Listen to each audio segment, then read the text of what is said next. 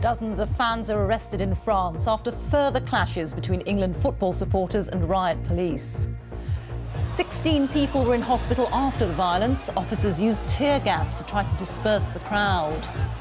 This lunchtime, people are urged to behave responsibly ahead of England's game against Wales. We'll be live in Lens with the very latest in the build-up to the game. And we'll also be reporting on this evening's Northern Ireland match against Ukraine, also this lunchtime. Sir Cliff Richard will not face any charges over historical allegations of sexual abuse. The singer said he was thrilled. A fresh warning from the Bank of England about the effect on the pound of leaving the EU.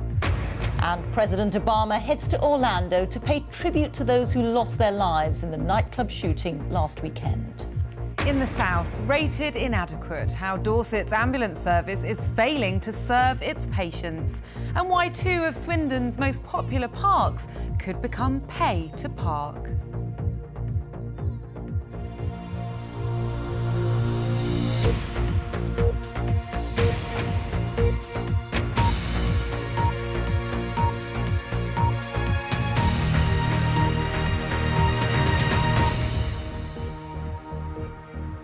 Good afternoon, welcome to the BBC News at 1. 36 people have been arrested in the French city of Lille and 16 have been taken to hospital following further clashes between England football fans and riot police. Officers used tear gas as supporters lit flares and fireworks last night. Well, the trouble erupted as the home nations are preparing for two massive games today. England play Wales in an hour's time and later Northern Ireland take on Ukraine. Ben Brown is in Lille for us now. Ben. Yes, Rita, welcome to Lille. We're in the fan zone here where thousands of England and Wales fans who haven't got tickets for this afternoon's big game will watch it on the screen here behind me. It's a crucial match. It kicks off in less than an hour's time, but it's being played in the shadow of more serious violence involving England supporters here, with dozens of arrests overnight and several people taken to hospital, as Danny Savage reports.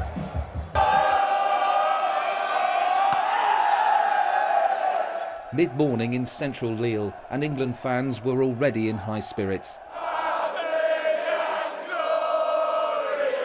Here to enjoy the football and fed up about last night's trouble.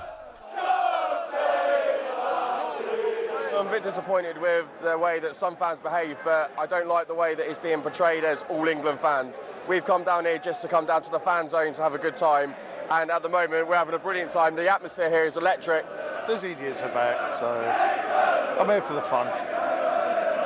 What more can I say? But this is exactly how yesterday started, only for it to finish like this. A day of relatively passive policing by the French ended long after dark last night. They played a game of cat and mouse with England fans, trying to disperse them with tear gas. One by one, the city centre bars closed down, keeping the England supporters moving, but leading to standoffs in side streets with police. The fans said they'd done nothing wrong. None of us were causing any trouble. Nothing was being thrown. Nothing was being, nothing was being said. Really, just being, just having a drink, like in this bar, I'm guessing. Police closed in from all sides, scattering supporters. They say they were responding to provocation from drunken England fans. It's about midnight now, and the England fans have been followed around by the French riot police. The air is thick with tear gas. You can smell it, you can taste it. But they're coming at them from all different angles. You've got a line of riot police here, you've got another one here, and they're trying to keep the English fans on the move. It's not a good night for English supporters here. It doesn't put them in a good light at all. In all, there were about 35 arrests. Around half of them were British. Danny Savage, BBC News, Lille. Well, that Group B game between England and Wales kicking off quite shortly, so let's go straight to the stadium there in Lens. Our sports editor Dan Rowan is there. Dan, what is the atmosphere like there? Well, it's certainly building, Ben. I mean, let's make no mistake about it. This is the biggest home nations clash that football has seen for 20 years, not since 1996 perhaps, when England beat Scotland at Wembley thanks to that wonder goal by Paul Gascoigne. Has there been a more eagerly anticipated match between two home nations as this? Ever since the draw was made back in December, this is a match that has stirred the emotions and captured the imagination. For England, the pressure is now very much on. They played really well in their opener against Russia. They made a hatful of chances. They couldn't quite make that advantage count, and they conceded a late equaliser. They were very disappointed not to win that opening game, and it now means, of course, the pressure is on them more than it is on Wales, who did beat Slovakia in their opening game. Gareth Bale, of course, world class, probably the best player on the pitch. He's a key member of the team. He's very much carried Wales here to their first major championships in 58 years, and this is probably the biggest game that Wales have played, in fact, since the 1958 World Cup. They would love nothing more than to beat England here today, and there is a feeling that they have the momentum going into this game. If they win, they're guaranteed qualification for the second round. If England win, they'll go top of the group. It's all to play for. All right, Dan, thank you very much indeed. Dan Rowan there, our sports editor in Lens. Well, French police have been saying that they're hoping there won't be any more trouble involving England fans after the game today, but they are prepared if there is. They say they have thousands of reinforcements deployed here in Lille and also in Lens. Rita, back to you. Thank you, Ben. Ben Brown there. Sir Cliff Richard will not face any charges over allegations of sexual abuse dating back to the 1950s. Sir Cliff, who's 75, said he was thrilled by the decision. South Yorkshire Police has apologised for the way it initially handled the case. Our correspondent Ed Thomas is at the force's headquarters in Sheffield for us now. Ed. Yes, Rita, to get this far it has taken 2 years. It has cost South Yorkshire Police £800,000. There was that live pictures of the search of Sir Cliff Richard's home, and only today was he told that it has all come to nothing and that the singer had no case to answer. August 2014, and South Yorkshire Police move into Sir Cliff Richard's Berkshire home. A much criticised event, captured by a BBC helicopter. Inside, officers spent 6 hours searching his home. 2 years on, and the singer has been told he won't face any charges. Today, Sir Cliff released a detailed statement. He said, "I have always maintained my innocence. I'm obviously thrilled that the vile accusations and the resulting investigation have finally been brought to a close." Let's welcome tonight Cliff Richard. We're delighted to have you. Sir Cliff Richard had faced 9 allegations of historic sexual abuse. One man said he was abused at a Christian rally in Sheffield as a boy. For me, being a Christian has become the most important part of my life. For 2 years, Sir Cliff denied the claims, his reputation on the line. Today, the singer said, "Ever since the highly publicised and BBC filmed raid on my home, I have chosen not to speak publicly. This was despite the widely shared sense of injustice resulting from the high-profile fumbling of my case from day one. I was named before I was even interviewed, and for me, that was like being hung out like live bait." South Yorkshire Police has said sorry for how it handled the search of Sir Cliff's home. Close friends say it's been the toughest time of his life. I think it's been a huge roller coaster. I mean, I think it's a question of every day, every night. I mean, he has said in the past that it's the last thing he thinks of at night and the first thing in the morning. You never get it out of your head, because when you've been accused of something that you haven't done, even if it's the most simple thing, it's just so frustrating. But something of this magnitude is just so hard to deal with when the frustration is there for nearly 2 years. And I assume anger. I know I would be very angry that it's taken so long to deal with it. The film and attend the first night. His career and reputation were built over decades. From the 1960s to rainy days at Wimbledon, was all at risk. Today, Sir Cliff said, "My reputation will not be fully vindicated because the Crown Prosecution Service's policy is to only say something general about there being insufficient evidence. How can there be evidence for something that never took place?" Sir Cliff Richard finished his statement by thanking his fans. He said without them, all this would have been so much harder. And Rita, you get the sense standing here that this is not the end. This will not go away quietly. There are still serious questions to answer. First of all, for South Yorkshire Police, why has it taken 2 years to get this far? And then there's that decision again to broadcast the search of Sir Cliff Richard's home in agreement with the BBC and detectives here. And also Sir Cliff Richard, he has once again questioned, reopened the debate of people accused of historic sexual abuse being named in the media. He says it can tarnish reputations of innocent people. This still has some way to go. OK, Ed, many thanks. The Bank of England has given its latest warnings about the effect on the UK economy of leaving the EU.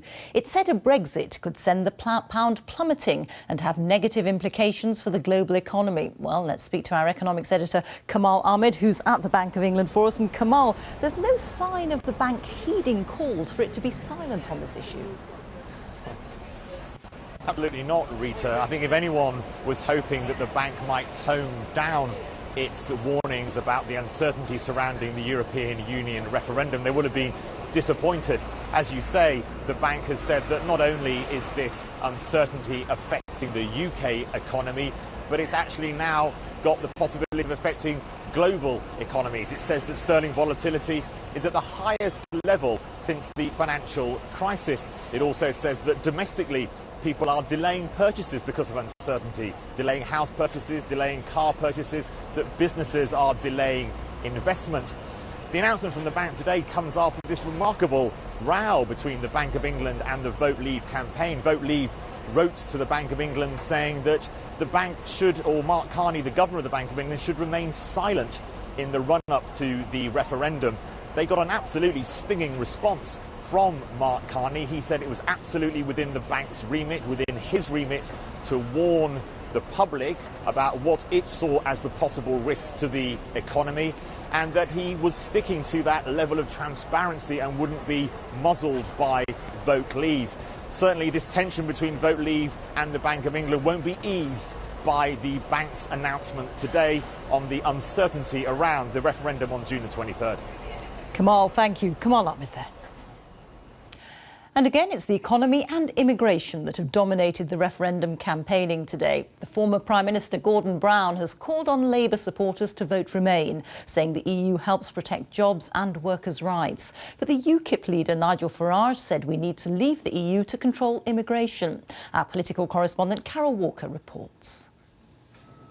The Labour leaders of 10 of the country's biggest cities have issued a joint warning that a vote to leave the EU would pose a grave threat to their local economies, jobs and livelihoods.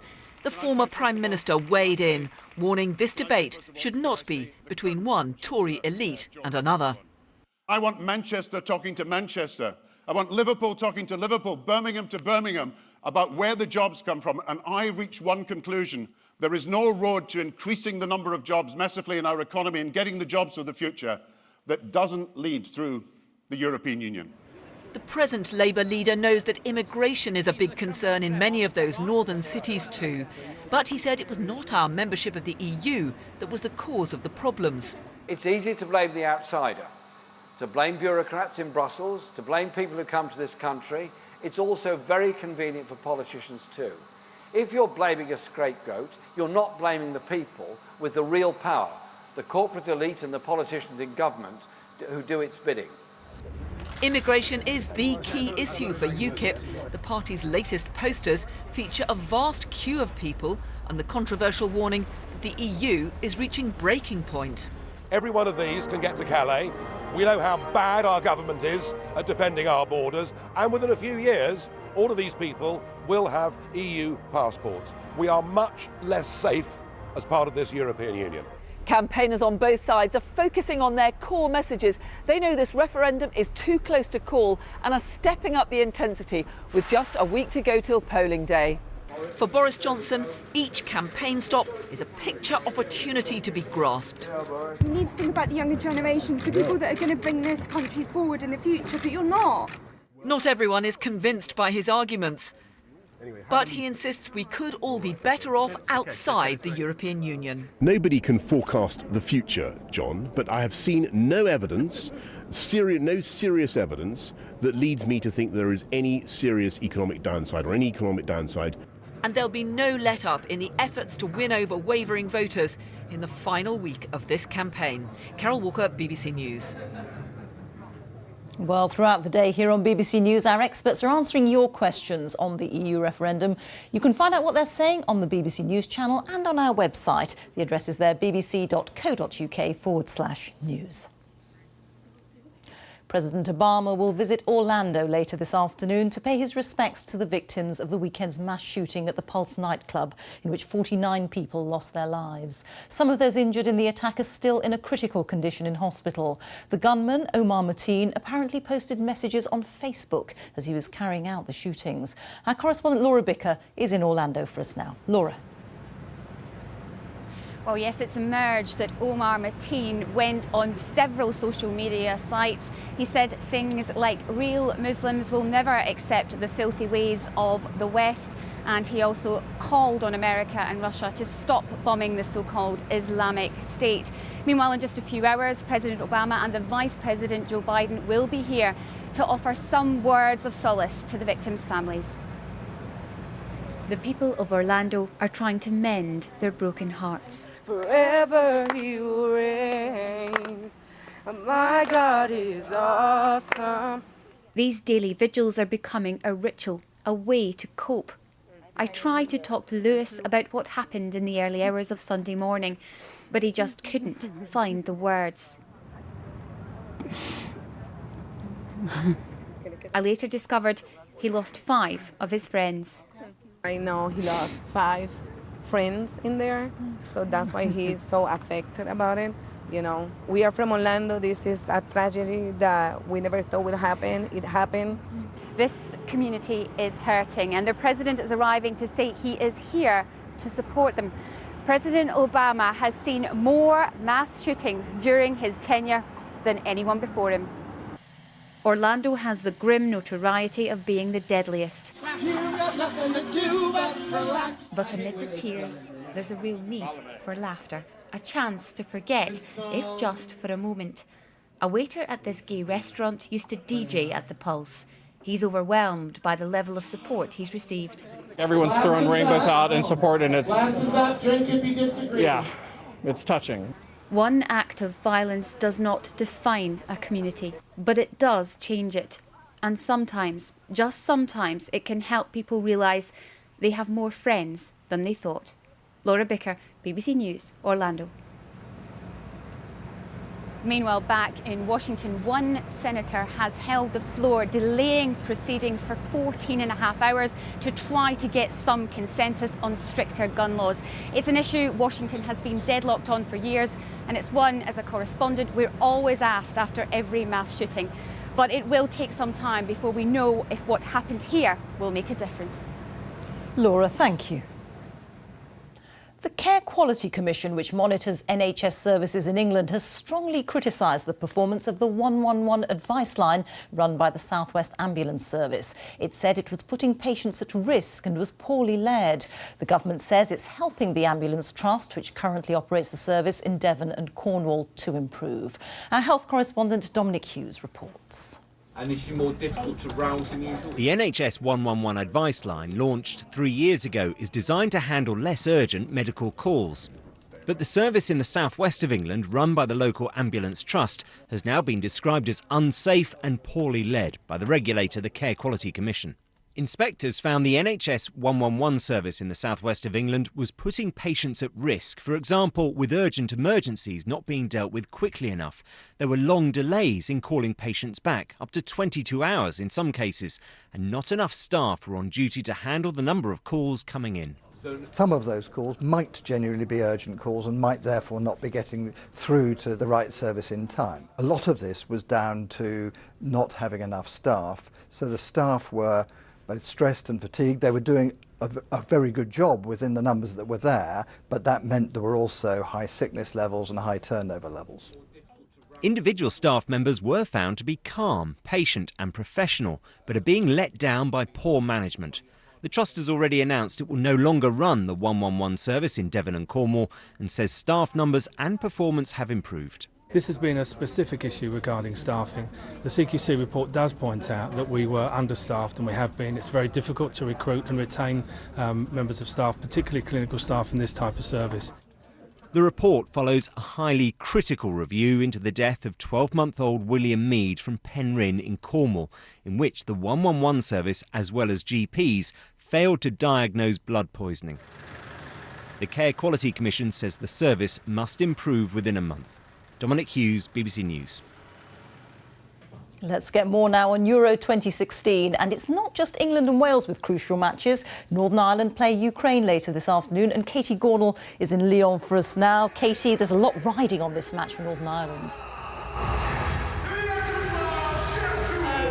Rita, Stade de Liège, as you could probably hear, just getting ready for that game. The Northern Ireland's players are calling a cup final. Both teams lost their opening matches coming into this, but only Northern Ireland has the world champions Germany left to play. So they know that their best chance of getting some points in the board will come here later against Ukraine. I think we can safely say that the sound system is ready for them, but I wouldn't be surprised if Northern Ireland's fans drown this out later. We're expecting 18,000 of them here in the stadium here in Lyon. There's a lot of enthusiasm around this team, who are playing in Northern Ireland's first major tournament in 30 years. But I think the fans will want to see an improved performance from the one they saw in the opening game in the defeat to Poland. Northern Ireland failed to get even a shot on target in that game, and Michael O'Neill, speaking ahead of this game, the manager said that he wants his team to be more positive and to be more physical. They'll have their work cut out for them against Ukraine, who are dangerous from the flanks, but this is an intriguing match-up here, Rita, and it's a game that Northern Ireland know they can't afford to lose.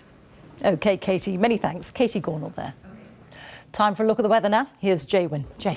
Thanks, Rita. And it's been a bit of a wet start today in some parts of Scotland, Northern Ireland too. But across England and Wales, we've seen a whole rash of showers, not just some showers, but we've already seen some thunderstorms that are breaking out. And there's plenty more of those to come through the afternoon. Could be some torrential downpours for some, really nasty conditions on the roads and the pavements. Slow-moving showers with light winds. More of a breeze, though, in Scotland, dragging in that cloud, outbreaks of rain. And we also find some of that rain getting into Northern Ireland as well. Some parts of the northeast of England probably avoiding the worst of it, but the northwest could see some heavy downpours.